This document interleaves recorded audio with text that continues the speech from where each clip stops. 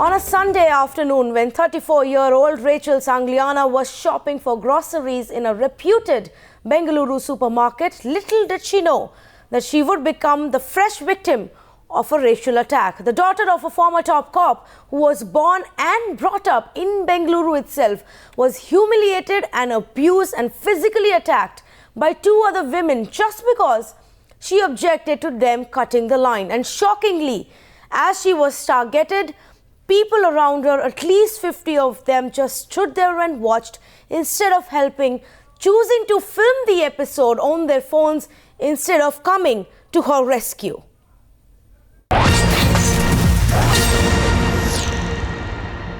I was at the supermarket doing my groceries, going shopping for the groceries. And then it was really packed and everyone was standing in line patiently waiting for their turn to get their stuff filled.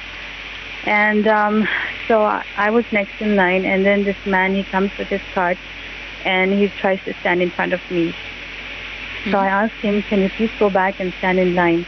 Then he says, no, can you let me in? I said, I'm sorry, I cannot because I have a sick child and I need to go home quick. So he's still standing there, he doesn't budge. Then he tells his wife, see, this girl isn't letting me stand in line. And then his wife speaks in Urdu, which I kind of understand because it's close to Hindi. So she said, all these people, they need to go back.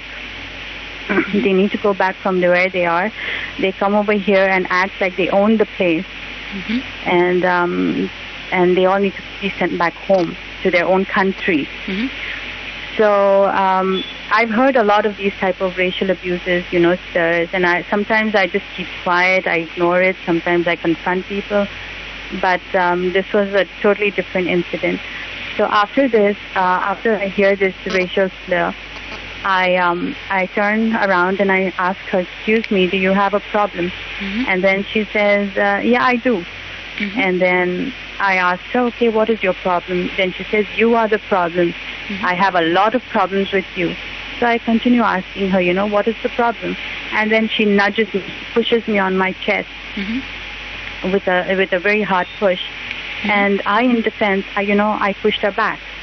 I mean, I'm not going to keep quiet if somebody touches me, especially after, a racial slur like that. So I pushed her back and hell broke loose. And, she pushed me and she punched me and I did the same.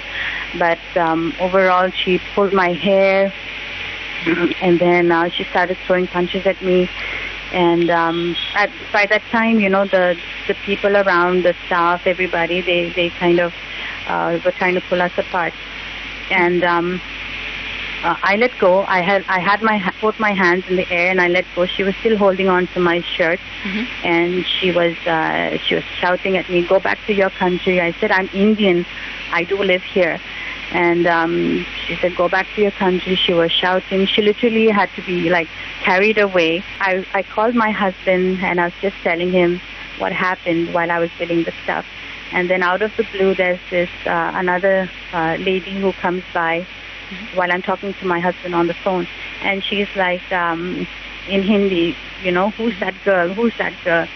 And then before I know it, she's pulling my hair and throwing punches at me. And then before I could even hang up with my hubby, the lady who kind of started it all joined her in, and both of them were pulling my hair and kicking me.